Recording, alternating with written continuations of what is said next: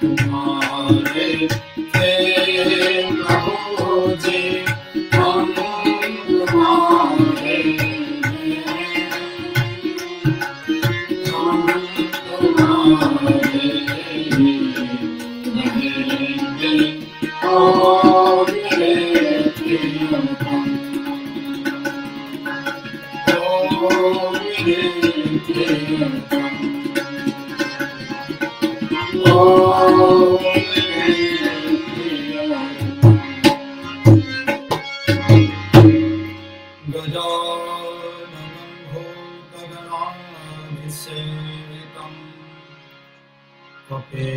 जम्बो फलचारुभक्षणम्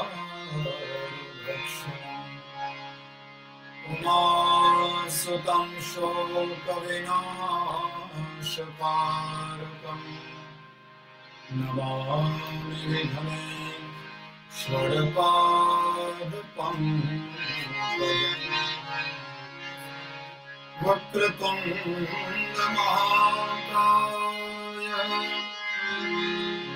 सूर्यकोटि समप्रभा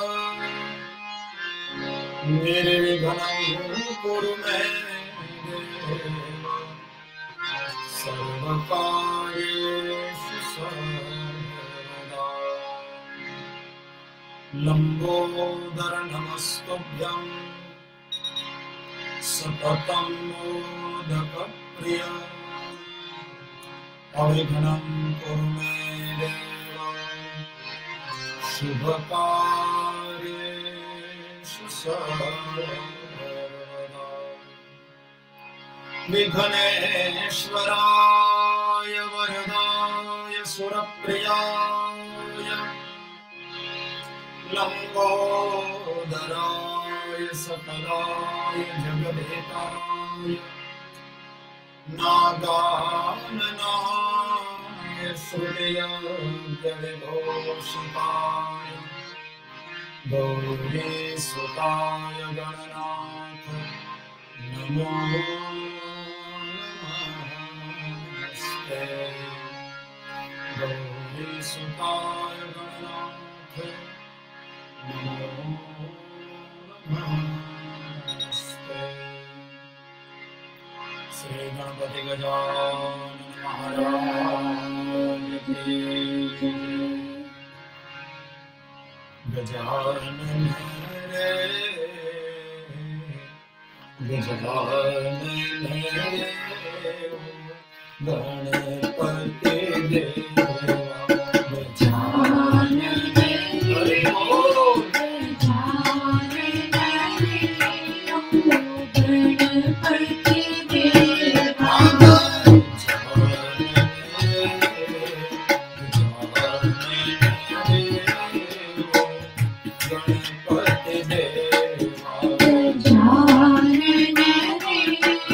गजानन रे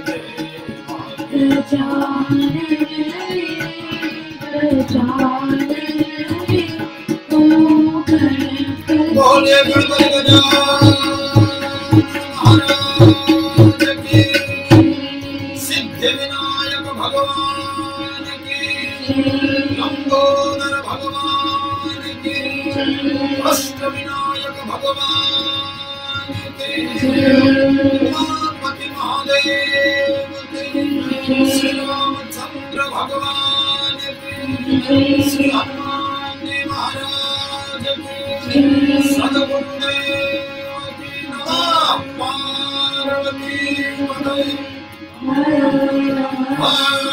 महादेव।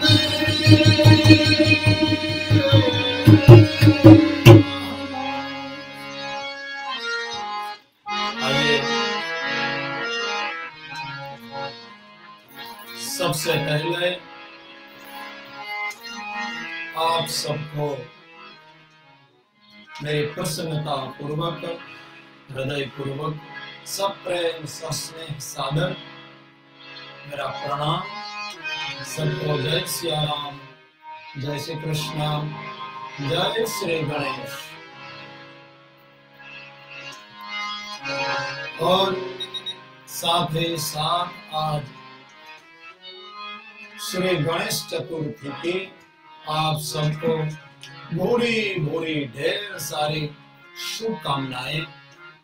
श्री गणपति गजानन महाराज के चरणों में मैं प्रार्थना करूं आप सबको कुशल क्षेम शुभ लाभ रिद्धि सिद्धि की प्राप्ति हो, आरोग्य की प्राप्ति हो, दीर्घायुष्य की आप सबको प्राप्ति हो, और पूरे विश्व में से महामारी कोरोना महामारी सदा सदा के लिए दूर हो जाए, ऐसे श्री गणपति जी महाराज के चरणों में प्रार्थना करते हुए आइए ये 3 दिन का जो उपक्रम चला सत्संग का, श्री गणेश सत्संग महिमा, गणेश जी की महिमा के बारे में, इस श्री गणेश चतुर्थी के इस पावन अवसर पर उसमें जो निमित्त हुआ है वो है श्री नारायण सेवा संस्थान यूके। तो श्री नारायण सेवा संस्थान के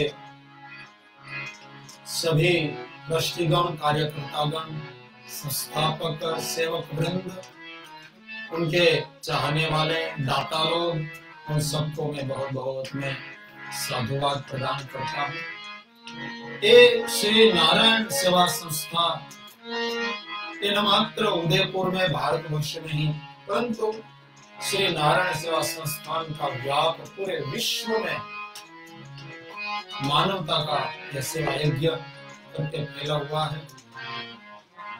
और अब तो धीरे धीरे साउथ अफ्रीका, युगांडा, केन्या, जहां अधिक लोग गरीबी में जी रहे हैं, जिनके पास संपत्ति की कमी के कारण, साधनों के अभाव के कारण और तंदुरुस्ती प्रदान करने वाला खुराक न मिलने के कारण, उसके अभाव में काफी परेशानियां उन पर हैं। पोलियो है, आंख की बीमारियां हैं, कई प्रकार की बीमारी वो लोग भुगत रहे हैं। ऐसे परिस्थिति में श्री नारायण सेवा संस्थान बहुत सेवा कर रहा है। आप सबसे मैं नम्र निवेदन करूं, जितना हो सके आप अवश्य इसमें आपका अनुदान दें, सहायता करें, दान दें। और जो जिस किसी को भी श्री नारायण सेवा संस्थान को डोनेशन करना है, वो फेसबुक में जो पत्रिका दी गई है उसमें बैंक डिटेल्स आदि सब कुछ है, bank account number, sort code number, bank का नाम आदि दिया गया है।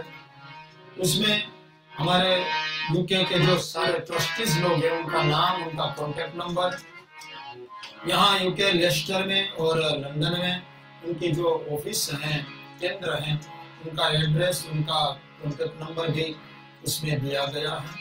तो मैं तो यहाँ तक आप सबसे नम्र अनुरोध करूं, आप दान दे न दे तो आपकी मर्जी, किंतु एक बार संपर्क अवश्य करें।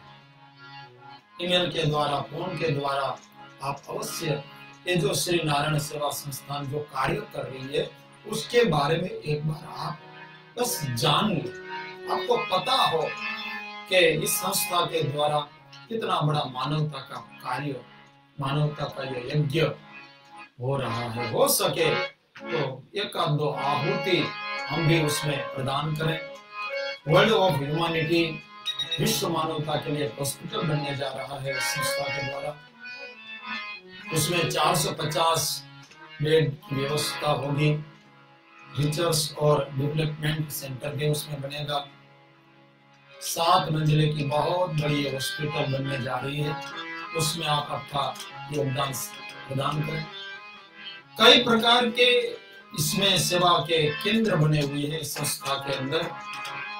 इस संस्था रूपी इस वटवृक्ष की कई डालियां हैं, कई शाखाएं हैं, छोटी मोटी स्कूल है, स्कूल में खाने पीने रहने की व्यवस्था है, पोलियो सर्जरी है, दर्दियों को खाने पीने की, उनके साथ आए हुए लोगों को खाना पीना रहना आदि की व्यवस्था, अनाथ बालकों के पढ़ने की व्यवस्था, आर्टिफिशियल लिम्ब, व्हीलचेयर, ट्राइसाइकिल आदि के देने की जो उसकी सहायता, जो बेरे गूंगे अंधे लोग हैं, जो ऐसे लोगों को उनका हाथ पकड़ करके फिर उठाना और सारी सेवा देना, बड़ा करना, पढ़ाना और यहाँ तक कि फिर उनका शादी ब्याह भी कर देना, यहाँ तक की जिम्मेवारी श्री नारायण सेवा संस्था की ओर से ली जा रही है और सेवा दी जा रही है।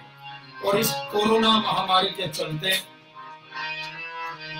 जो गरीब लोग हैं, जिनके पास खाने पीने की व्यवस्था नहीं, ऐसे कई घरों में कच्चा राशन जिसमें घी हो, तेल हो, सब्जी हो, आटा हो, नमक हो, जो पूरा जो उसका घर चल सके 1 महीने के लिए, ऐसी व्यवस्था सबको घर घर पहुंचाने की व्यवस्था इस संस्था की ओर से की जा रही है। दवाइयां बांटी जा रही है, मास्क दिए जा रहे हैं। तो ये संस्था मानो कि प्रभु का ही प्रतिनिधित्व करती हुई ये संस्था बहुत बड़ा कार्य कर रही है। तो ये जो 3 दिन का जो आयोजन हुआ है, ये श्री नारायण सेवा संस्थान के द्वारा हुआ है। तो हम सब उनका बहुत बहुत साधुवाद व्यक्त करें और आप सबसे फिर एक बार अनुरोध करो कि आप अवश्य इसमें अपनी सहायता प्रदान करते। आइए इसी के साथ अब हम आज के सत्संग में प्रवेश करें। उससे पूर्व थोड़ा चर्चा करें। आज हमें भगवान श्री गणेश जी का प्रागट्य उत्सव मनाना है, गणेश जी का अभिषेक आदि भी करना है। किंतु कल मैंने 1-2 बातें छोड़ी थी, तो उसको मैं थोड़ा प्रकाशित करूं, उसके बारे में मैं आप सबको थोड़ा बताऊं। भगवान श्री गणेश जी उंदर पर सवारी करते हैं। हमारे हर देवी देवताओं के वाहन है और उनके जो वाहन हैं, विष्णु का एक गरुड़ है,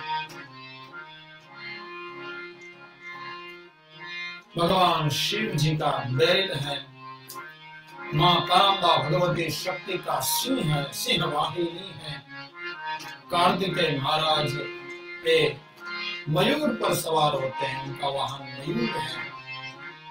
तो हमारे जो देवी देवताओं के वाहन हैं वो केवल स्थूल रूप में नहीं, उसके पीछे काफी मर्म भरा है, उसके पीछे काफी अध्यात्म भरा पड़ा है।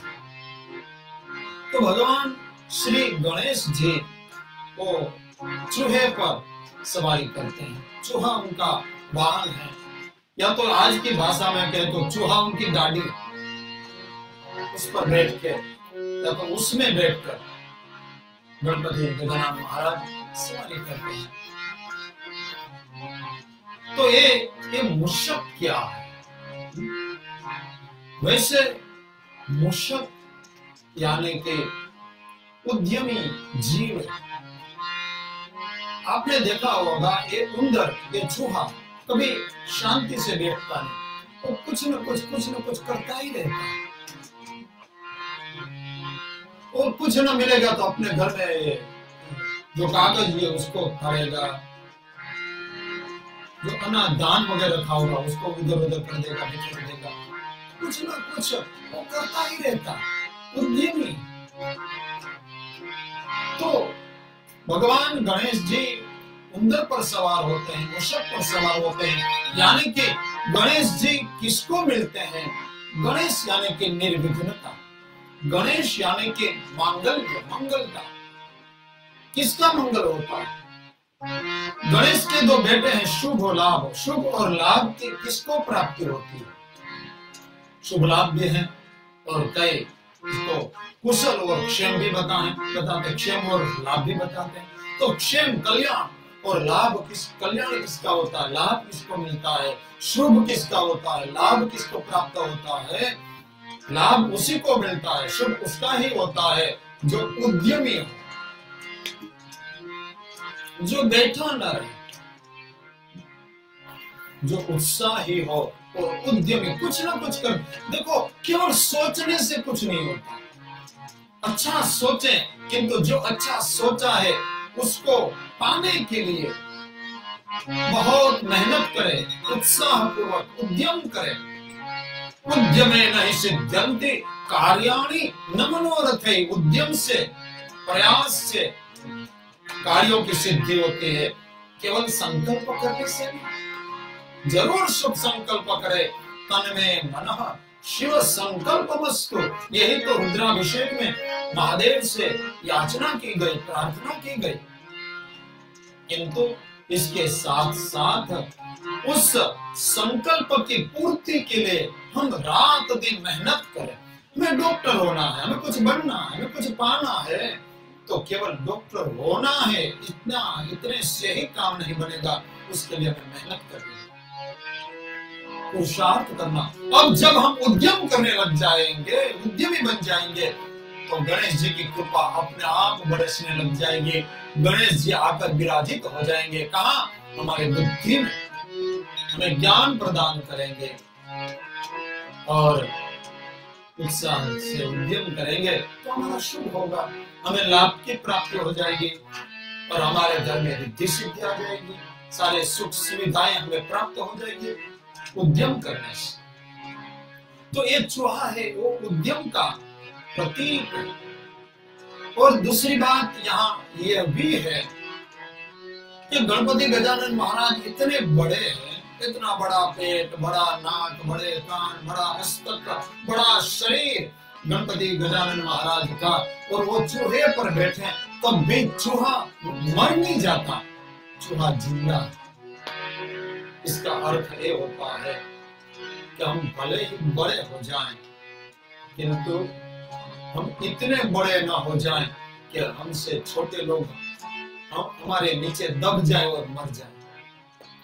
हमसे कोई दब न जाए, हम बड़े हो जाएं तो छोटे लोगों को भी सहारा मिल जाए, उनको भी एक बल मिल जाए कि हमारा पड़ोसी, हमारा परिवार, हमारा दोस्त, हमारा स्नेही बड़ा हो गया है, तो हमें भी सहायता मिलेगी, हमें भी उसके द्वारा बल की प्राप्ति होगी। वो दब न जाए, मर न जाए। गणपति गजानन महाराज जो उंदर के पर विराजित होते, तब भी उंदर मर नहीं जाता, दब नहीं जाता। तो ये गणपति गजानन महाराज के जीवन से हम सीखें। श्री गणपति गजानन महाराज के बड़े बड़े कान है, सूपकर्ण, सुप जैसे, सुपड़े जैसे, हुपड़ा जेवा कान। इसका अर्थ ये होता है हम भी सूर्पकर्ण बने। सूर्पकर्ण का अर्थ होता है, सुप का क्या काम? हुपड़ा નું કામ? ગામડામાં આપણે ત્યાં બધા હોવા બે, હોવા આમ કરતા જાય, પછી આમ કરે જેને જોયું હશે. મને અત્યારે એ દેખાય મારી માં આમ ઉપડે ત્યાં પોતી ઘઉં સરખા કરે, બાજરો સરખો કરે, તો એ હોવે એમ કે હોયું. હવે સુપડેથી જ્યારે આમ સોતા હોય, ધાન સરખું કરતા હોય, ત્યારે એ શું કરે? એ સુપડું કચરો કાઢી નાખે, સારી વસ્તુ રાખી. हम सुपकर्ण बने, जहां से हमें शुभ मिले, अच्छा मिले, वो हम बस इकट्ठा करते जाए, उसका संग्रह करता जाए, और जो खराब चीज है, बुरी चीज है, उसको हम छोड़ते जाए. क्योंकि अच्छी चीज हमारे जीवन में हम लाते जाएंगे, उसका संग्रह करते जाएंगे, तो हम बुरे होंगे तब भी हम अच्छे हो जाएंगे, हमारा जीवन भी सुंदर हो जाएगा, हम भी हितकारी हो जाएंगे, परोपकारी हो जाएंगे. और यदि हम अच्छे हैं और बुराइयों को अपने जीवन में लाते जाएंगे, तो एक दिन हम भी बुराइयों से भर जाएंगे. तो सुपकर्ण गजानन गणपति महाराज हमें ये सिखाते हैं, आप शुभ करने बनो. सुपड़े जैसे कान आपके हो, भले छोटे से हो, ये तो दिखाने के लिए बड़े, भले छोटे से. और दूसरी बात, गणपति गजानन महाराज के कान बड़े हैं, तो वे सिखाते हैं कि अपने कान बड़े रखो. इसका अर्थ है कि सबकी सुनो, बहुत सुनो. श्रवणम कीर्तनम विष्णु, आप सबसे पहली भक्ति करो, परमात्मा की कथा सुनो, परमात्मा की लीला सुनो. अरे जहां से कुछ अच्छा मिले सुनने को, बस वहां से सुन लो, कान बड़े रखो.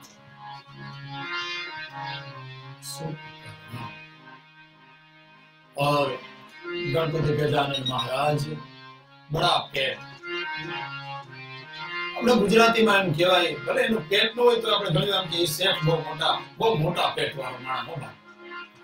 આપણે એમ તો આપણે એમ પેટ તો આવ છે કે દેખાતું જ નથી, પાહેરા દેખાય. તો એ મોટા પેટ વાળો એટલે લાખો હજારો માણસોની વાતો, સારી વાતો હોય, ખરાબ વાતો હોય, કોઈ ગુપ્ત વાત હોય, કોઈ રહસ્યમય વાત હોય, કોઈની મર્મ ભરેલી વાત હોય, એના પેટમાં આમ ભરી રાખે, ત્યારે એના પેટમાંથી એ નીકળે નહીં, ત્યારે એ ગુપ્ત વાત જે બીજાની પોતાની પાસે આમ વિશ્વાસપૂર્વક જેને રાખવામાં આવી છે, એ વાત ક્યારે નીકળે ન કરે, જાહેર ન કરી દે. મોટા પેટ વાળો ગણપતિ ગજાનન મહારાજ કહે છે, આમ તમારે પેટ હોય કે ન હોય, પણ તમે મોટા પેટ વાળા ખાજો, મોટી फाइंड वाला खाजो, दुमरा देव खाजो. और गणपति गजानन महाराज का ये नाक सुंड कितनी बड़ी, बहुत बड़ी सुंड, नाक मोटो. આનો અર્થ એમ થાય છે કે સમાજમાં તમે આબરૂ વાળા થાઓ, નાક વાળા થાઓ. એટલા માટે તો આપણે ત્યાં લગ્નમાં જ્યારે જાન આવે અને પોખવા હાહુ એને જાય એના જમાઈને, પેલા આપણે તો પોખડે સુમુહૂર્તમ ક્ષેમમ કલ્યાણમ કરી અને એને પોખતા હોય સાસુમાં, ત્યારે એને પોખતા સાસુમાં એ જમાઈનું નાક ખેંચે. એ નાક શું કામે? નાક એટલા માટે ખેંચે છે કે આ પૈણવા આવ્યો છે, નાકા તૂટતો નથી, આબરૂદાર છે કે નહીં, नाक वालों से नहीं. और श्री रामचरितमानस में लखनलाल जी महाराज ने अपने कथा सुनी होगी, अरण्य कहानी के, लखनलाल जी महाराज ने शूर्पणखा के नाक काट दिया. क्यों? इसलिए काट दिया कि ये देख रही है कि मेरी भाभी जी साथ में है. प्रभु बारंबार कह रहे हैं कि वो शादीशुदा है, और उन्होंने यहाँ तक बताया कि अभी अकेला आके मैं भी शादीशुदा हूँ, तब भी जबरदस्ती मेरे साथ ब्याह कर. नाक मिलाने से फोटो चौटाड़ेलू वाले नाक कापी नहीं. श्री गणपति गजानन महाराज हमें सिखाते हैं, हमें संदेश देते हैं कि आप बड़े नाक वाले हो. घणा नाक बहुत मोटा हो, आबरू नहीं, छोटा सा नाक हो किंतु आबरू वाले हो.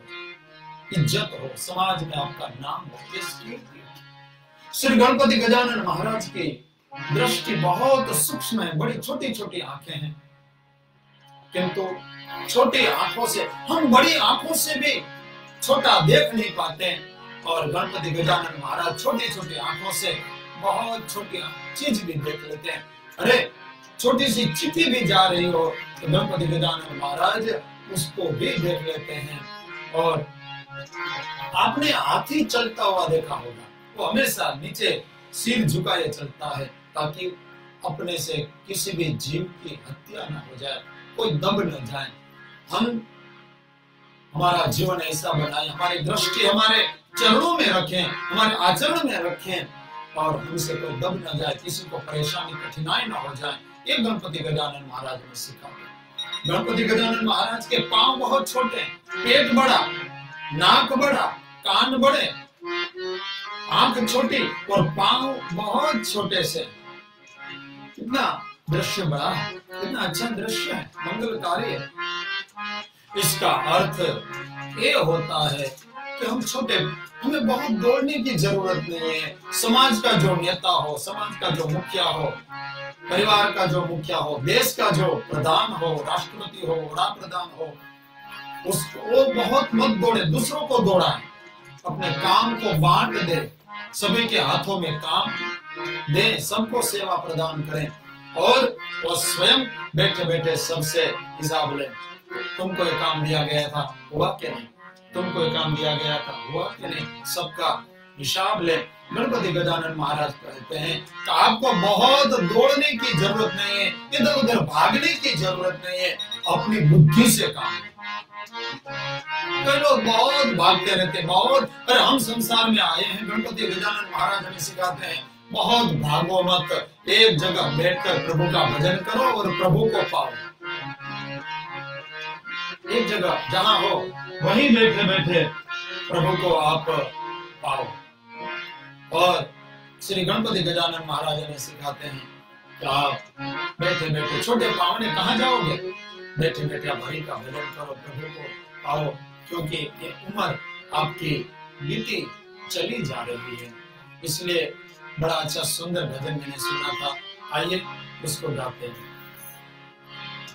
उमरिया बीते जाए रे, उमरिया बीते जाए रे, उमरिया बीते जाए रे, उमरिया बीते जाए रे, जीवन जल की भरी गगरिया, जीवन जल की भरी गगरिया, बीते जाए रे, उमरिया बीते जाए रे, उमरिया बीते जाए रे, उमरिया बीते जाए रे, उमरिया बीते जाए रे। जीवन का जो सुखद सवेरा बीत गया हो बचपन तेरा, जीवन का जो सुखद सवेरा बीत गया हो बचपन तेरा, उस सुंदर सपने को फिर फिर, उस सुंदर सपने को फिर फिर याद सतावे रे, उमरिया बीते जाए रे, उमरिया बीते जाए रे, जीवन जल की भरी गगरिया, जीवन जल की भरी गगरिया, बीती जाए रे, उमरिया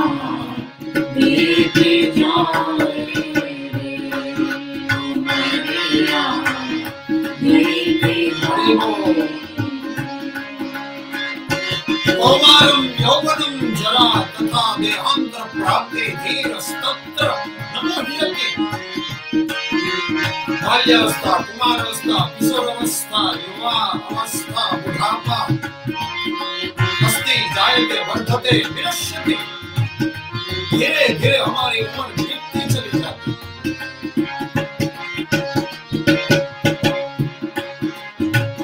इस मस्ती में जीवन का दोपहर जवानी, तेरी मस्ती भरी कहानी, जीवन दोपहर जवानी, तेरी मस्ती भरी कहानी। इस मस्ती में वो मस्ताने, इस मस्ती में वो मस्ताने, क्यों बुलाए रे वो महलिया बीती जाए रे वो महलिया बीती जाए। जीवन जल की भरी गगरिया, जीवन जल की भरी गगरिया, बीती जाए रे ओ महलिया, बीती जाए रे महलिया, बीती जाए रे महलिया, बीती जाए महलिया, बीती जाए। बचपन सवेरा जवानी, दोपहर और बुढ़ापा सायं, और उसके बाद अंधेरा मृत्यु। तो श्री गणपति गजानन महाराज हमें सिखाते हैं, बहुत दौड़ो मत, वहां जाओगे कहीं नहीं पाओगे, पाओगे तो अपने अंदर ही पाओगे। इसलिए गणपति गजानन महाराज ने अपने पांव छुपे। गणपति गजानन महाराज बुद्धि के देव है, ज्ञान के देव, इसलिए तो बड़ी प्यारी कथा आती है। देखो सब तो कथा को जानते हैं। षडानन, कार्तिकेय और गणेश में कौन बड़ा, इसकी प्रथम पूजा की जाए। जब बात चली तो शिव पार्वती जी ने कहा एक काम करो, पूरी पृथ्वी की परिक्रमा करके जो सबसे पहले आ जाए वो बड़ा, और जो बड़ा उसकी प्रथम पूजा। अब कार्तिकेय महाराज तो मयूर पर सवारी करने वाले, मयूर तो कितना जल्दी से उठता, और गणपति गजानन महाराज चूहे पर, और उसमें भी चूहा इतना छोटा, गणपति जी इतने बड़े, जाए तो कहाँ जाए, कहाँ तक पहुंचे। किंतु जिसके पास बड़े साधन हो, बड़ी गाड़ी हो, वही नहीं पहुंच पाते। जिसके पास सद्बुद्धि होती है, जिसके पास सात्विक बुद्धि होती है, जिसके पास सत्य ज्ञान होता है, वही प्रथम हो जाता है। तो गणपति गजानन महाराज ने बुद्धि लड़ाई, अपनी बुद्धि का उपयोग किया, और दो कथाएं मिलती हैं। एक तो अपने माता पिता की परिक्रमा कर ली तो पूरे विश्व की, ब्रह्मांड की परिक्रमा हो गई। और दूसरी कथा ये मिलती है कि गणपति गजानन महाराज धीरे धीरे धीरे जा रहे, चूहा चू चू चू चू करता हुआ जा रहा है, और उसी में सामने देवर्षि नारद मिल गए। देवर्षि नारद ने कहा, अरे महाराज, ओ गजानन महाराज, कहाँ चल दिए दुंदड़ा देव, ये छोटी सी गाड़ी लेकर आप इतने बड़े और फ्लैट लेके कहाँ चल रहे, कहाँ चल दिया? तो मैं पूरा ब्रह्मांड की, पृथ्वी की परिक्रमा करने निकला। अरे महाराज, कब हो पाएगा? एक काम करो, थोड़ा नीचे उतरो और अपने हाथ से राम लिखो और राम नाम की परिक्रमा कर लो, तो पूरे ब्रह्मांड की परिक्रमा हो जाएगी। और गणपति गजानन महाराज ने यही किया, राम लिखा और राम नाम की परिक्रमा कर ली तो पूरे ब्रह्मांड की परिक्रमा। अरे आप इस कोरोना काल में यदि तीर्थ यात्रा करने की इच्छा हो, कोई कहीं जाने की जरूरत नहीं, आपके घर में आप राम लिखो और राम नाम की परिक्रमा कर लो 108 बार, तो 108 बार न केवल पृथ्वी की, पूरे ब्रह्मांड की 108 बार परिक्रमा हो जाएगी। क्या साधन दिए हमारे शास्त्रों ने, क्या व्यवस्था दी हमारे ऋषि मुनियों ने, कितनी अच्छी सरल व्यवस्था। तो गणपति गजानन महाराज कहते हैं अक्कल थी काम लो, આપણે એમ ગુજરાતીમાં કહીએ બળથી ને કળથી કામ લો, બળ કામ ના લાગે કળ કામ લાગે। तो गणपति गजानन महाराज के पांव छोटे, तो मैं बात ये करने जा रहा था कि गणपति गजानन महाराज मूषक पर सवारी करते हैं। तो ये मूषक क्या है, एक बात आप अवश्य ख्याल में रखिएगा, ध्यान में रखिएगा कि भगवान के साथ, ईश्वर के साथ जो भी जीव जंतु आसपास में होते हैं, उनकी सेवा में लगे हुए होते हैं, और जो भी मनुष्य होते हैं, उस गांव के लोग हो, उनके परिकर हो, उनके सेवक हो, वो कोई सामान्य नहीं होते हैं, वो देवता ही अवतार धारण करके आए हुए होते हैं। कोई श्रापित जीव हो जो मुक्त होने के लिए आया हो, ऐसे ही होता है, कोई सामान्य नहीं होता। तो ये जो उंदर है कोई सामान्य, कोई सामान्य उंदर होगा कि जिस पर गणपति गजानन महाराज सवारी करें, वो सामान्य नहीं। तो संस्कृत में ये मूषक को आंखों कहा जाता है, आंखोस्ते पशु ऋग्वेद कहता है। ये बात करके फिर हम अभिषेक में जाएंगे।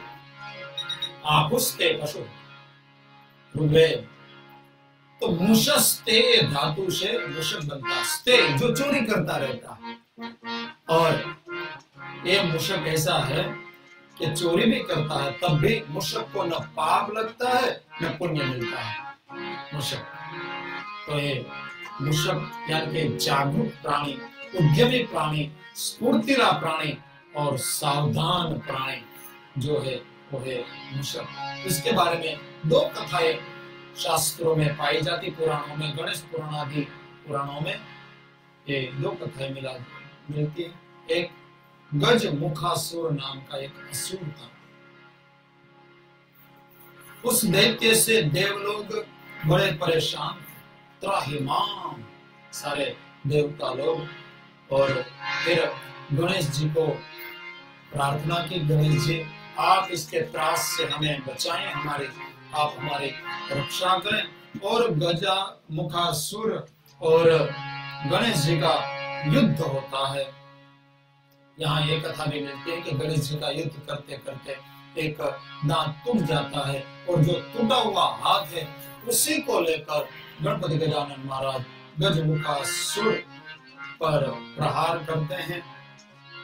उस समय गजमुखासुर बचने के लिए चूहा बनकर भागा, मूषक बनकर उंदेड़ो बनी અને આ ગજમુખાસુર ભાગે છે અને આખા બ્રહ્માંડમાં બધે જાય, બધી જગ્યાએ ગણપતિ એની પાછળ પાછળ। પછી એમ થયું કે હવે મારો મૃત્યુ નિશ્ચિત છે, મારું મોત પાકું છે, अब तो मुझे गणपति गजानन मार ही देंगे। तब उसने सोचा मैं गणपति जी के शरणों में चला जाऊं और मैं क्षमा मांगू, और गजमुखासुर ने उस मूषक के रूप में क्षमा मांगी, और गणपति गजानन महाराज ने उसको क्षमा दान किया और उसको अपना वाहन बना दिया। इसलिए गजमुखासुर नाम का जो असुर था वो चूहा बनकर भागा था, गणपति जी ने उसी को अपना वाहन बना लिया, इसलिए गणपति जी उस मूषक पर सवार होते हैं। दूसरी कथा पुराणों में ये मिलते हैं कि इंद्र के दरबार में स्वर्ग में क्रौंच नाम का एक गंधर्व था,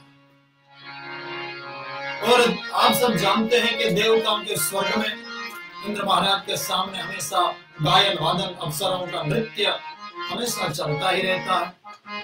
तो वहां ये गंधर्व भी था, अप्सराओं का नृत्य चल रहा था।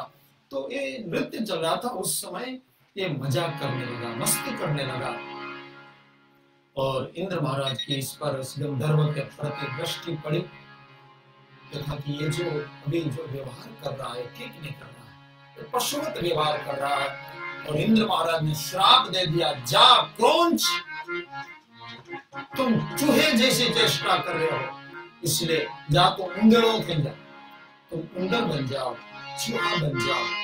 और वह क्रोंच नाम का वो गंधर्व चूहा बनकर पराशर ऋषि के आश्रम में गिर पड़ता है, वहां जाता है और वहां जाके वो उत्पात मचाने लगा, अन्न खा जाता है और ऋषि के जो वेद आदि ग्रंथ रखे हुए थे उसको फाड़ देता, बहुत नुकसान करने लगा। तब ऋषि ने भगवान गणेश जी का ध्यान किया, गणेश जी प्रसन्न हुए और गणेश जी उस मूषक को पकड़ने के लिए पीछे दौड़े तो आकाश पाताल बहुत दूर दूर तक गया।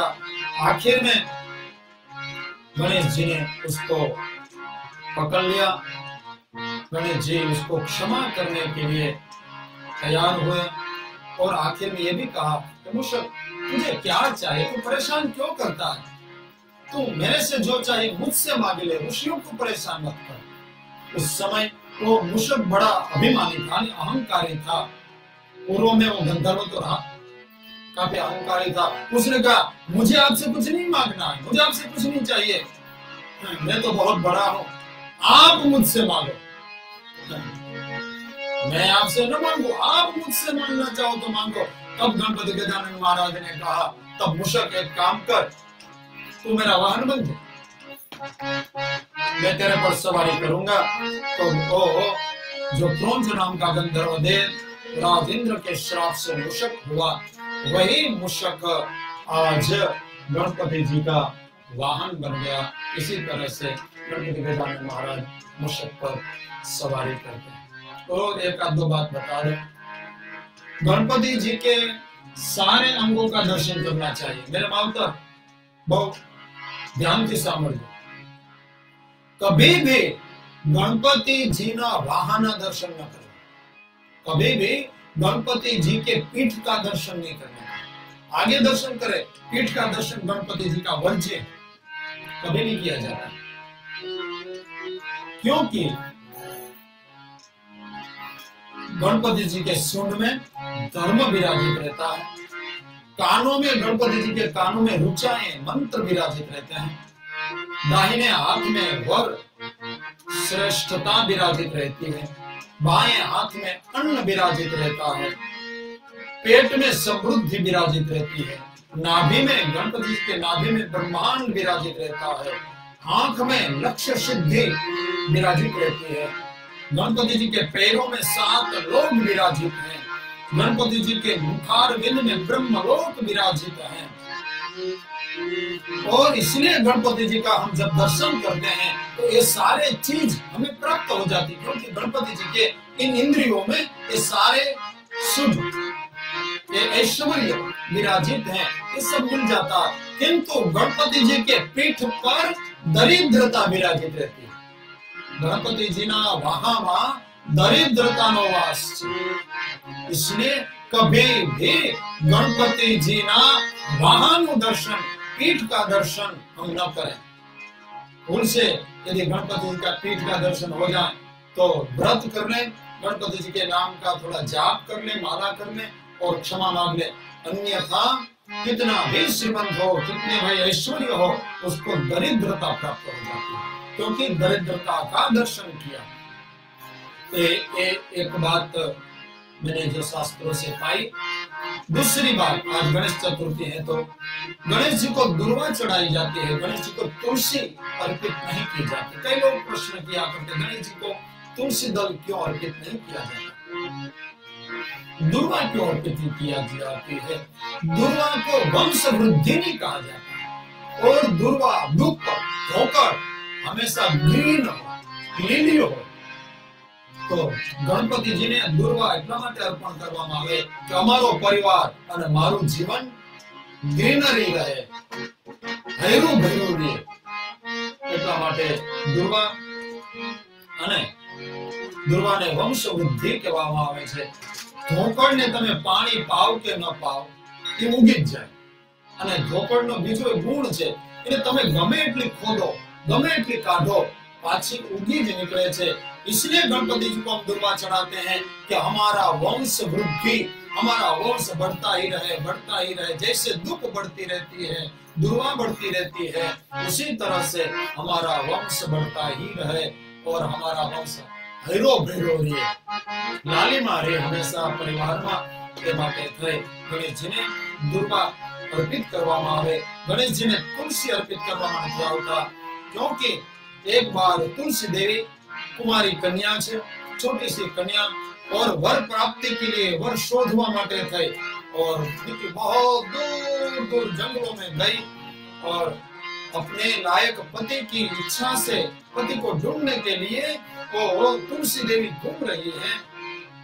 तो एक दिन देखा तो गणपति गजानन महाराज गंगा जी के तट पर पद्मासन लगाकर प्रभु का भजन कर रहे हैं, ध्यान में मग्न है।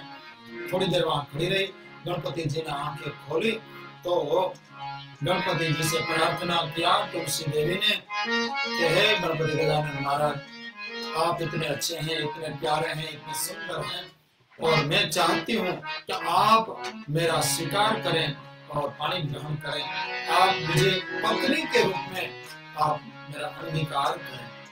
गणपति गजानन महाराज ने कहा, देवी क्षमा करिए, ये नहीं हो सकता, क्योंकि मैं तो ब्रह्मचर्य व्रतधारी हूँ। बार बार तुलसी देवी ने प्रार्थना किया, तब भी गणपति जी ने मना किया। तो तुलसी देवी ने क्रोधित होकर गणपति जी ने श्राप दिया, जा आप તમે મારો સ્વીકાર નથી કરતા ને, હું તો એક તમારી થવા માંગતી હતી, હવે તમારે બે પત્ની થશે। આ શ્રાપ જ કહેવાય ને, એક પત્નીને હંભારી અઘરી હોય ને બે થાય, શ્રાપ ને બીજું जाओ। गणपति गजानन महाराज आपको दो पत्नियां होगी, इसलिए गणपति गजानन महाराज को रिद्धि और सिद्धि दो पत्नी। सामने गणपति गजानन महाराज ने भी श्राप दे दिया, ये श्राप नहीं होते, वरदान होते, इसमें कल्याण किया होता कि जा तुलसी, तू इतना क्रोधित हो रही है तो मेरे साथ ब्याह करने लायक नहीं, तो असुर के साथ ब्याह करने के लायक है, इसलिए तेरा ब्याह असुर से होगा।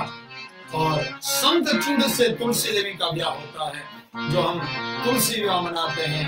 वृंदा और जलंधर की जो कथा आती है मानस में, तो और मैं तुम्हारा कभी स्वीकार नहीं करूंगा, इसलिए गणपति गजानन महाराज को कभी भी तुलसी दल अर्पित नहीं किया जाता है।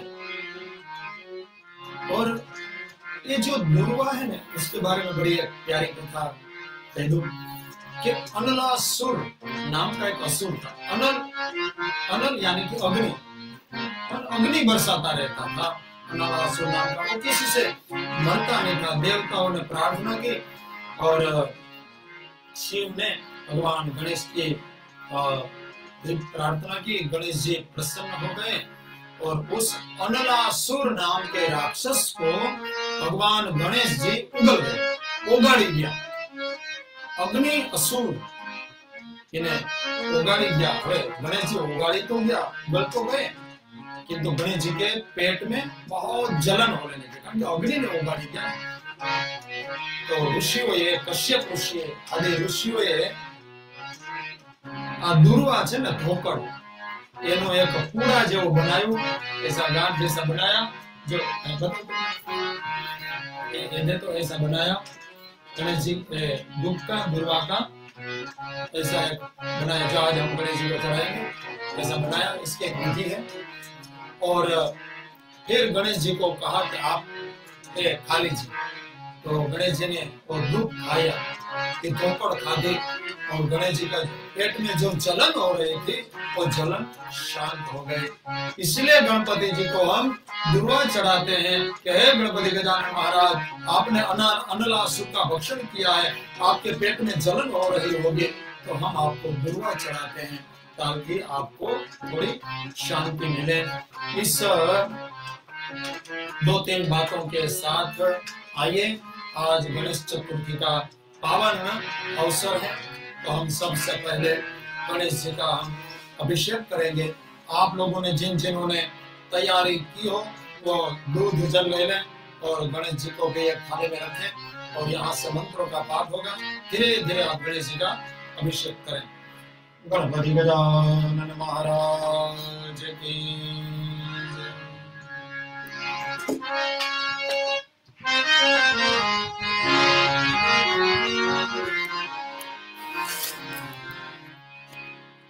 सबसे पहले हम गणेश उपनिषद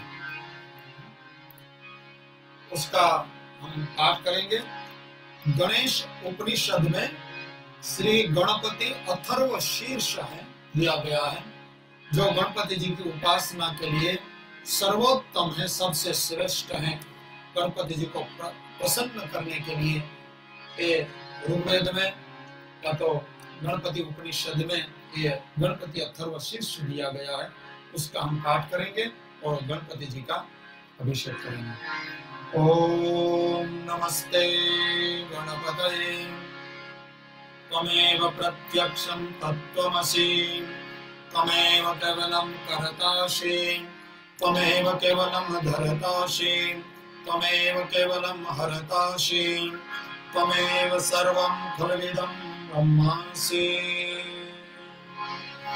त्वमेव सर्वं खल्विदं ब्रह्मासि त्वं साक्षादात्मासि नित्यं ऋतं वच्मि सत्यं वच्मि अवत्वं माम् अवभक्तारम् अवश्रोतारम् अवदातारम् अवधातारम् अवहानुजानमवशिष्यम् अवपश्चातात् अवपुरस्तात् अवोत्तरातात् अवदक्षिणातात् अवचोर्ध्वातात् अवाधरातात् सर्वतो मां पाहि पाहि समन्तात् त्वं वाङ्मयस्त्वं चिन्मयः त्वमानन्दमयस्त्वं ब्रह्ममयः त्वं सच्चिदानन्दाद्वितीयोऽसि त्वं प्रत्यक्षं ब्रह्मासि त्वं ज्ञानमयो विज्ञानमयोऽसि सर्वं जगदिदं तत्तो जायते सर्वं जगदिदं तत्तिष्ठते सर्वं जगदिदं त्वयि लयमेष्यते सर्वं जगदिदं त्वयि प्रत्येते त्वं भूमिरापो नलो नीलो नभः त्वं चत्वारि वाक्पदानि त्वं गुणत्रयातीतः त्वम् अवस्थात्रयातीतः त्वं देहत्रयातीतः त्वं कालत्रयातीतः त्वं मूलाधारस्थितोऽसि नित्यं त्वं शक्तित्रयात्मकः त्वां योगिनो ध्यायन्ति नित्यं त्वं ब्रह्मास्त्वं विष्णुस्त्वं रुद्रस्त्वं इन्द्रस्त्वं अग्निस्त्वं वायुस्त्वं सूर्यस्त्वं चन्द्रमास्त्वं ब्रह्मभूर्भुवस्वरो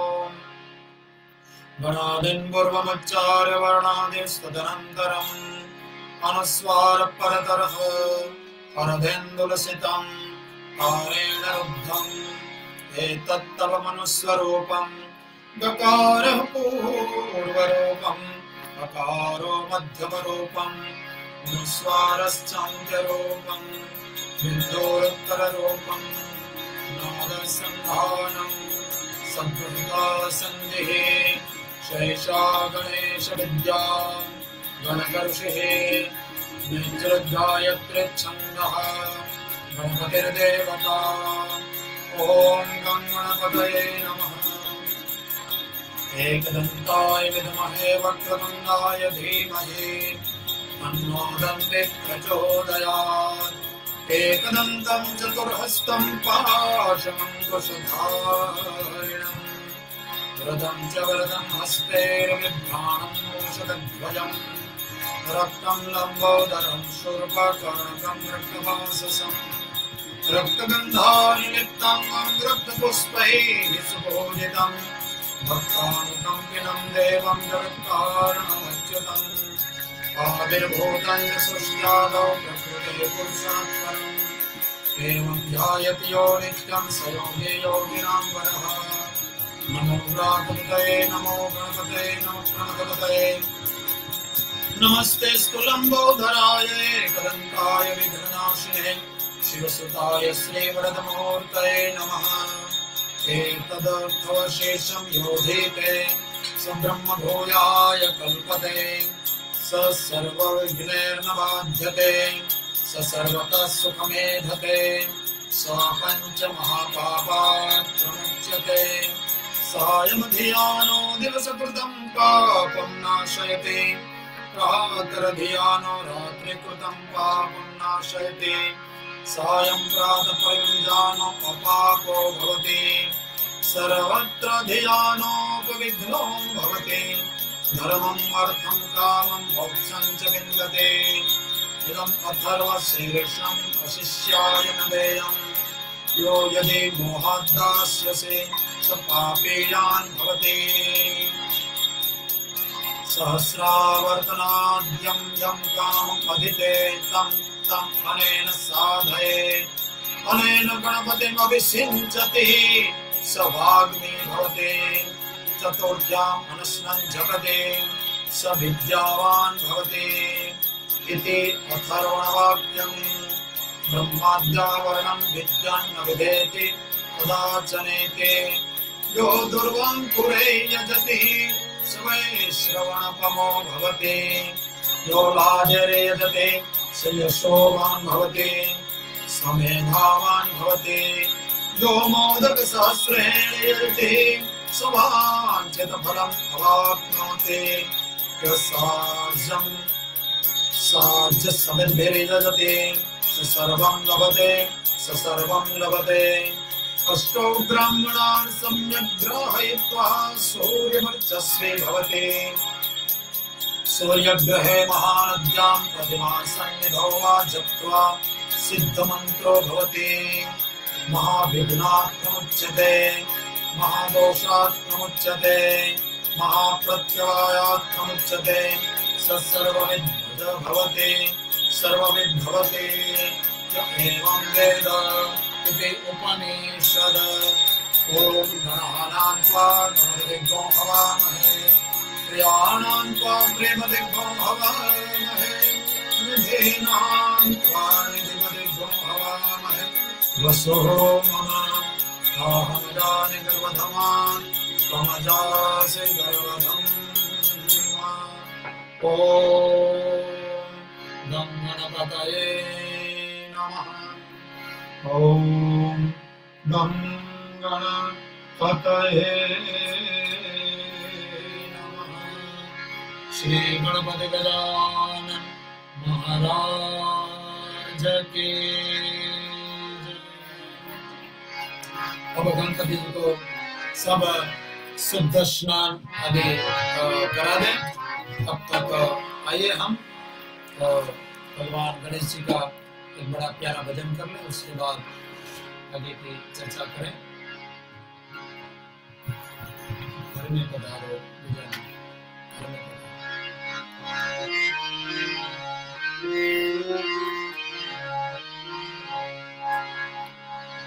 में पधारो गजानन जी, मेरे घर में पधारो, घर में पधारो गजानन जी, मेरे घर में पधारो, घर में पधारो गजानन जी, मेरे घर में पधारो, घर में पधारो गजानन जी, मेरे घर में पधारो, घर में पधारो गजानन जी, मेरे घर में पधारो।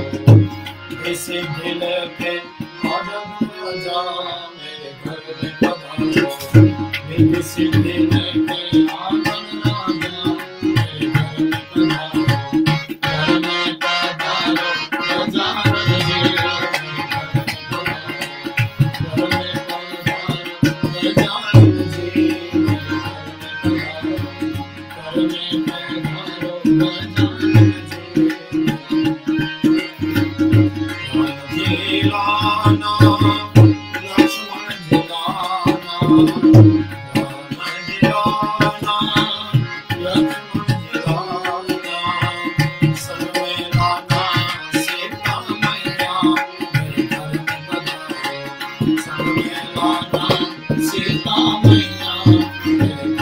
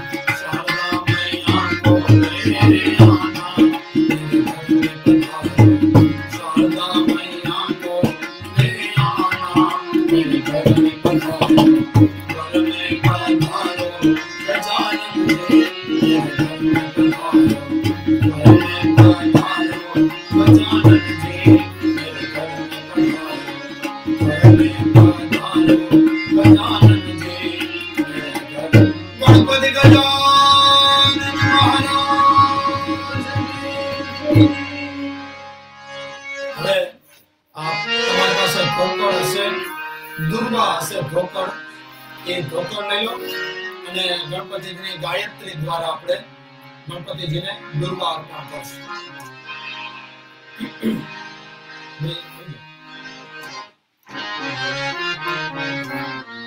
ओम एकदंताय विद्महे वक्रतुंडाय धीमहि तन्नो दन्ति प्रचोदयात्।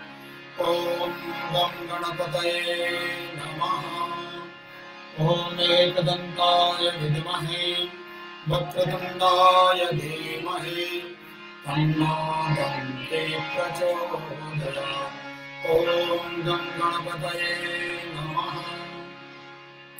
ओम एकदंताय विद्महे वक्रतुंडाय धीमहि तन्नो दन्ति प्रचोदयात्। ओम गं गणपतये नमः। ओम एकदंताय विद्महे वक्रतुंडाय धीमहि तन्नो दन्ति प्रचोदयात्। ओम गं गणपतये नमः।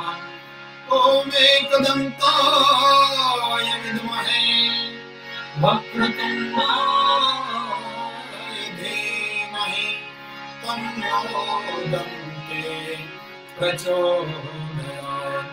ओम गं गणपतये नमः।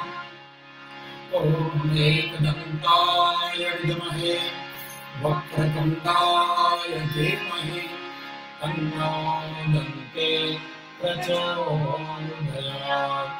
ओम गं गणपतये नमः। ओम एकदंताय विद्महे वक्रतुंडाय धीमहि तन्नो दन्ति प्रचोदयात्। ओम गं गणपतये नमः।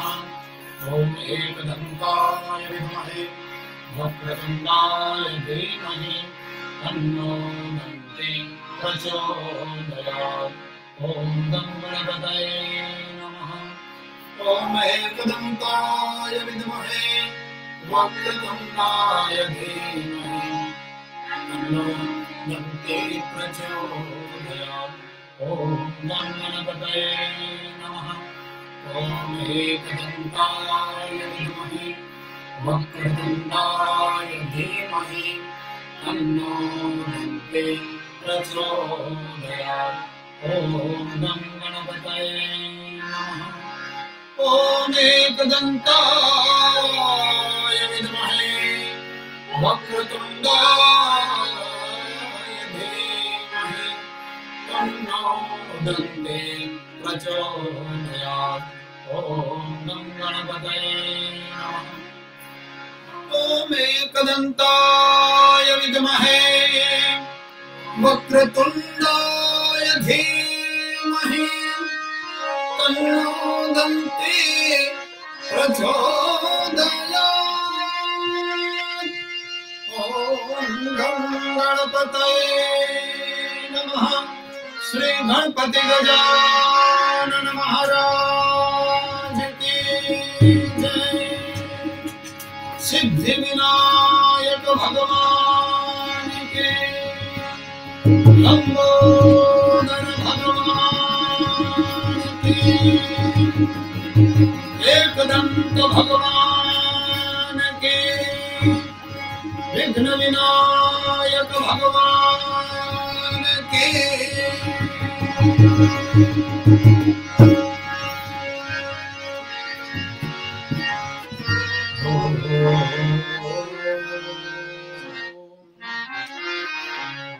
गणहनां त्वा गणपतिभ्यो हवामहे, प्रियाणां त्वा प्रियपतिभ्यो हवामहे।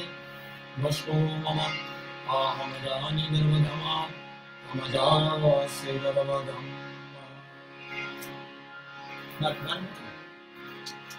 श्री गणपति गजानन महाराज की जय।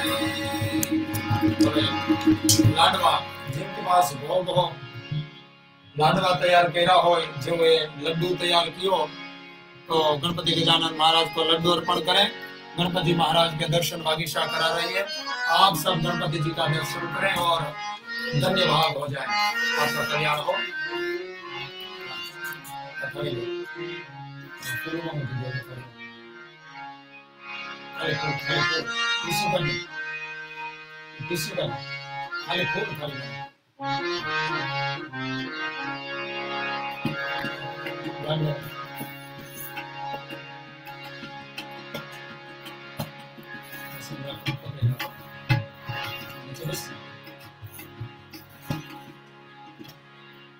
कोई तो वाले शाम तो आ जाए तो माइक तो या सवाल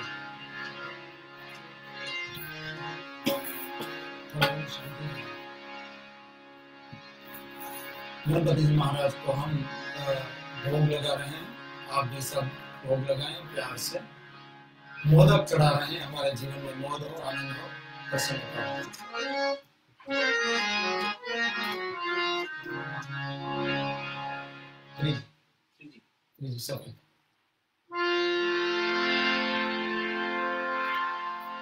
भोजनिया जमवाने आवो, गजानन देव दुंदाड़ा।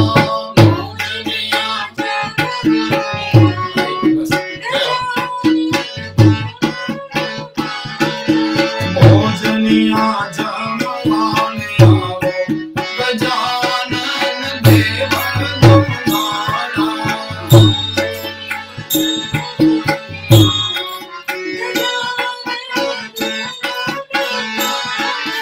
देव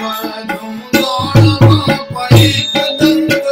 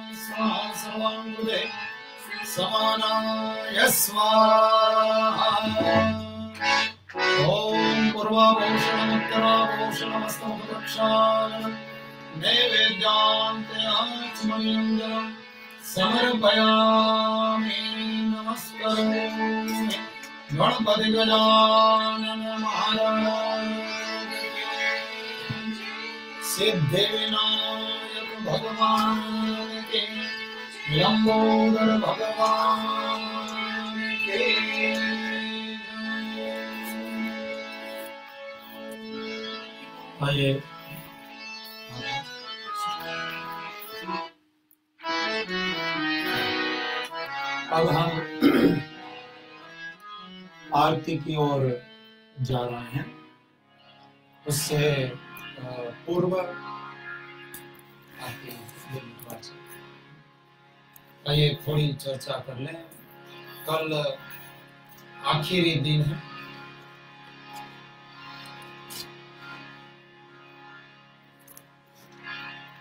ये 2-3 दिन का जो आयोजन किया गया श्री नारायण सेवा संस्थान यूके के द्वारा, जो मानवता के सेवा में लगी हुई संस्था है, हो सके तो आप अवश्य उसमें अपना साथ दें, डोनेशन दें।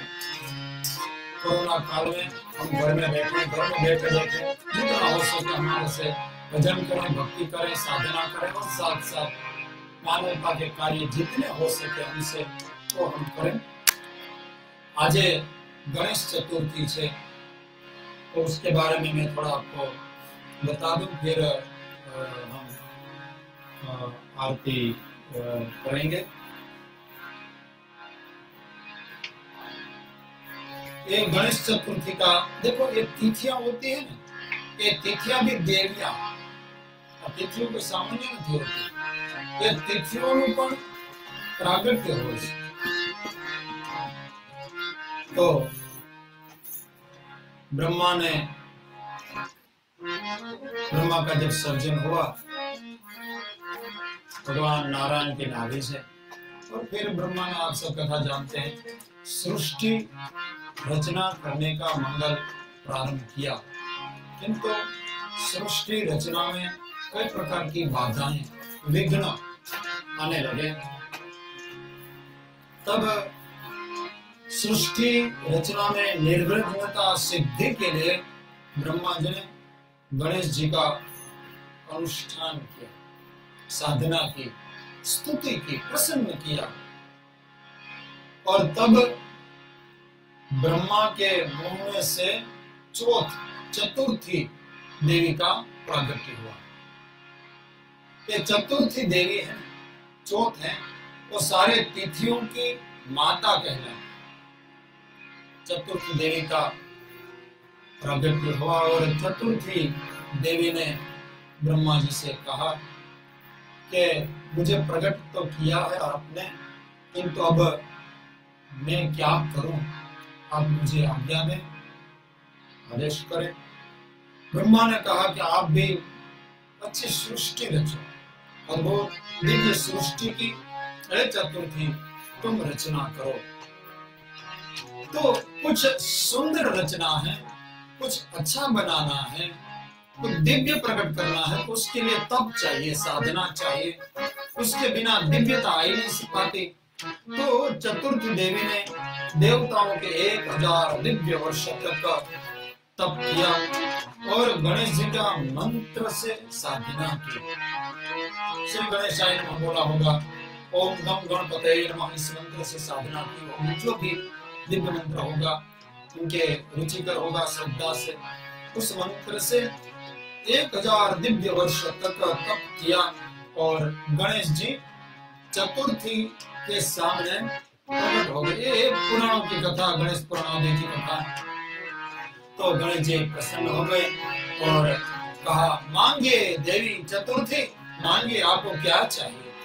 तब चतुर्थी देवी ने आचोथे मांग्यो कि मारा ऊपर तुम्हारी हमेशा कृपा रही है गणपति गजानन महाराज, आपकी कृपा हम पर, मेरे पर सदा बनी रहे और आपका और मेरा कभी वियोग न, मैं आपसे कभी अलग न हो, विलग न हो जाऊं।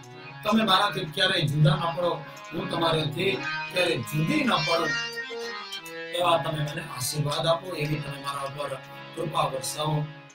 અને ગણેશજી એ કીધું કે તું મને ખૂબ પ્રિય છે, તમે મને ખૂબ વાલા છો, इसलिए आप तिथियों की माँ कहलाओगे, तिथियों की माता कहलाओगी। और ये चतुर्थी तुम्हारी ये जो तिथि है वो मेरी तिथि कहलाएगी, इसलिए चतुर्थी तब से गणेश चतुर्थी कहलाने लगी। गणेश चतुर्थी कहवाई। અને કીધું ગણપતિ ગજાનન મહારાજે કે તમે બધાને વરદાન આપવા વાળા થશો, એટલે આજથી તમારું નામ વરદા ચતુર્થી તરીકે પણ પ્રસિદ્ધ થશે। એટલા માટે આ ગણેશ ચતુર્થી તરીકે ઉજવવામાં આવે છે। ये वरदान देकर भगवान गणेश तो वहां से अदृश्य हो गए और फिर चतुर्थी देवी ने आज चौथे बधी अन्य तिथियों ने प्रकट करी छे। चतुर्थी ना आ चौथना मुख में से प्रतिपदा का प्रगट्य हुआ, पहलुओ प्रकट थयो। चतुर्थी के नाक से बीज द्वितीया का जन्म हुआ, छाती से त्रिज का प्रागट्य हुआ, उंगलियों में से पांचम का जन्म हुआ, हृदय से षष्ठी का छठ नो जन्म थयो, चतुर्थी की आंखों में से सप्तमी तिथि का प्रागट्य हुआ, हाथ में से अष्टमी तिथि का प्रागट्य हुआ, चतुर्थी देवी के पेट में से उदर से नौम देवी का प्रागट्य, नवमी का प्रागट्य हुआ, नवमी तिथि का प्रागट्य हुआ, कान में से चतुर्थी देवी के कानों से 10वीं तिथि का प्रागट्य हुआ, और चतुर्थी देवी के कंठ से एकादशी तिथि का जन्म हुआ, प्रागट्य हुआ, पांव में से 12 का प्रागट्य हुआ, फिर दूसरी छाती से त्रयोदशी का, और चतुर्थी देवी के अहंकार में से 14 का प्रागट्य हुआ, और चतुर्थी देवी के मन से पूर्णिमा देवी का प्रागट्य हुआ, और चतुर्थी देवी की जिह्वा से अमावास्या का प्रागट्य हुआ। इसी तरह सारे तिथियों का प्रागट्य हुआ। ये सारे तिथियों ने, सारी देवियों ने मिलकर फिर एक बार गणेश जी की स्तुति की, गणेश जी का आराधना पूजा आदि सब किया। गणेश जी प्रकट हो गए और सबसे पहले गणेश जी शुक्ल पक्ष की, शुद्ध पक्ष की चतुर्थी के पास गए और चतुर्थी ने मांगा, आप मुझे आपकी अटूट भक्ति दें। गणेश जी प्रसन्न हो गए और वरदान दिया, इसलिए गणेश चतुर्थी वरदा चतुर्थी कहलाई। और कृष्ण चतुर्दशी को भी भगवान गणेश जी ने प्रसन्न किया, उसको भी वरदान दिए। प्रत्येक मास में 2 चतुर्थी आती हैं, एक शुक्ल पक्ष की और एक कृष्ण पक्ष की। प्रत्येक मास में जो शुक्ल पक्ष की जो चतुर्थी आती है, उसमें गणेश व्रत किया जाता है। पूरे दिन भर व्रत करें और जब चंद्रोदय हो तब चंद्रदेव का दर्शन करें, चंद्रदेव का पूजा अर्चा करें और उसके बाद ही भोजन करने का विधान शास्त्रों में बताया गया है। भाद्रपद की ये जो गणेश चतुर्थी है, इस दिन चंद्र का दर्शन करना मना। आज का चंद्रमा जो उदित हो, इस चंद्रमा का दर्शन कोई न करे, क्योंकि आज के चंद्रमा का, आज के चौथ का, गणेश चतुर्थी के चंद्रमा का जो दर्शन करता है, उस पर कलंक आता है। अकारण कोई गलती हो न हो, उस पर कलंक लगता है, इना ऊपर ये भी आपत्ति आ रही है। और भगवान श्री कृष्ण परमात्मा ने गलती से इस चतुर्थी के दिन चंद्रमा का दर्शन कर लिया था, इसलिए भगवान कृष्ण पर, भगवान द्वारिकाधीश के पर स्यमंतक मणि चोरने का कलंक लगा था। और बाद में जाके भगवान द्वारकाधीश ने गणेश जी की उपासना की, गणेश जी को प्रसन्न किया और उस कलंक से भगवान द्वारकाधीश को मुक्ति मिली थी, छुटकारा मिला था। इसलिए पवित्र गणेश चतुर्थी है। तो इस गणेश चतुर्थी आज भगवान श्री गणेश जी का प्रागट्य उत्सव न पूरे विश्व में, पूरे ब्रह्मांड में मनाया जा रहा है। इस कोरोना काल के चलते अपने अपने घरों में सब गणेश जी की उपासना आराधना कर रहे हैं। कितनी अच्छी कृपा की परमात्मा ने, ये कोरोना नहीं होता तो आज मेरे घर में गणेश जी का इस तरह से पूजा अर्चा नहीं होता। हम घर में बैठे बैठे सब गणेश उत्सव नहीं मनाते, कहीं लाइन में खड़े होते हैं, कहीं कहाँ घूम रहे होते हैं। जो हो रहा है, जा ही विधि राखे राम, ताही विधि रहिए। तो परमात्मा जो भी कुछ करते हैं वो अच्छाई के लिए ही करते हैं। इस भरोसा के साथ, विश्वास के साथ आप सबको पुनश्च एक बार गणेश चतुर्थी की बहुत बहुत शुभकामनाएं। कल गणेश जी के प्रागट्य के बारे में मैं चर्चा करूंगा। मुझे गणेश गीता के बारे में भी चर्चा करनी है। समय जितना रहेगा उतना गान करेंगे। कल अंतिम दिन है। आज जिन जिन लोगों ने भाग लिया, दर्शन किया, कथा का श्रवण किया, उन सब के लिए बहुत बहुत साधुवाद। और आइए अब हम आरती करें भगवान गणेश जी की। आप सब भी अपने अपने घरों में दिए प्रज्वलित करें आरती के, और आरती के लिए तैयार हो जाए।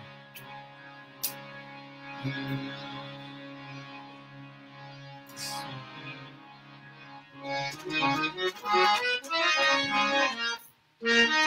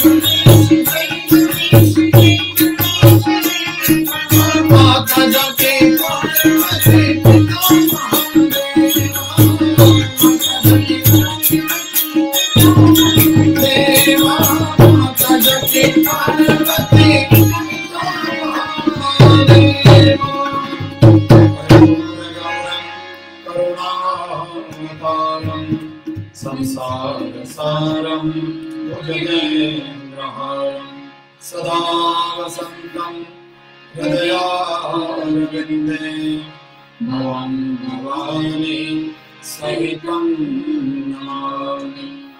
मङ्गलं भगवान् विष्णु मङ्गलं गरुडध्वज मङ्गलं पुण्डरीकाक्ष मङ्गलाय तनो हरिः। सर्वमङ्गलमाङ्गल्ये शिवे सर्वार्थसाधिके शरण्ये त्र्यम्बके गौरी नारायणी नमोस्तुते। यानि च पापानि जन्मान्तरकृतानि च तानि सर्वाणि विनश्यन्ते प्रदक्षिणां पदे पदे। पुष्पैर्देवाभिवन्दनं हस्तेन देवाभिवन्दनं स्वात्माभिवन्दनं हस्तं प्रक्षाल्य।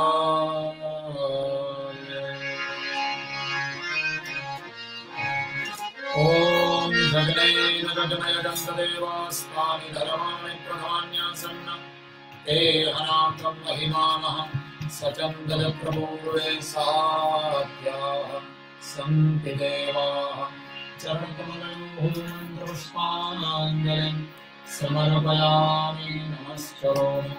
वक्रतुण्डमहाकाय सूर्यकोटिसमप्रभ निर्विघ्नं कुरु मे देव सर्वकार्येषु सर्वदा। गं गणपतये नमो नमः सिद्धिविनायक नमो नमः अष्टविनायक नमो नमः गणपति दाता गणपतये नमो नमः सिद्धिविनायक नमो नमः अष्टविनायक नमो नमः गणपति दाता गणपतये नमो नमः श्री सिद्धिविनायक नमो नमः अष्टविनायक नमो नमः गणपति दाता गणपतये नमो नमः श्री सिद्धिविनायक नमो नमः अष्टविनायक नमो नमः गणपति दाता मोरया। गणपतये नमो नमः श्री सिद्धिविनायक नमो नमः श्री अष्टविनायक नमो नमः श्री गणपति दाता गणपतये नमो नमः सिद्धिविनायक नमो नमः अष्टविनायक नमो नमः गणपति दाता मोरया। गणपतये नमो नमः सिद्धिविनायक नमो नमः अष्टविनायक नमो नमः गणपति दाता मोरया। गणपतये नमो नमः सिद्धिविनायक नमो नमः अष्टविनायक नमो नमः गणपति दाता मोरया। गणपतये नमो नमः सिद्धिविनायक नमो नमः अष्टविनायक नमो नमः गणपति दाता मोरया। गणपतये नमो नमः सिद्धिविनायक नमो नमः अष्टविनायक नमो नमः गणपति दाता मोरया। गणपतये नमो नमः सिद्धिविनायक नमो नमः अष्टविनायक नमो नमः गणपति दाता मोरया। गणपतये नमो नमः सिद्धिविनायक नमो नमः अष्टविनायक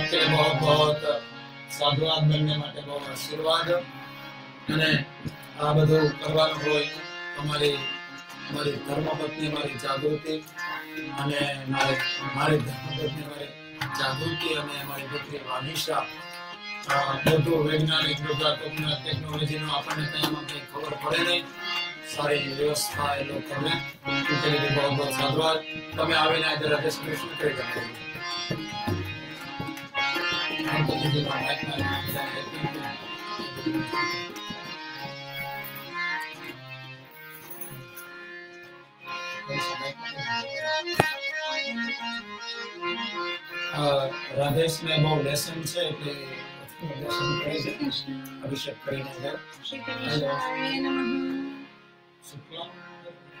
શુક્લાંબરધરં દેવં શશિવર્ણં ચતુર્ભુજં પ્રસન્નવદनं ध्यायेत् सर्वविघ्नोपशान्तये।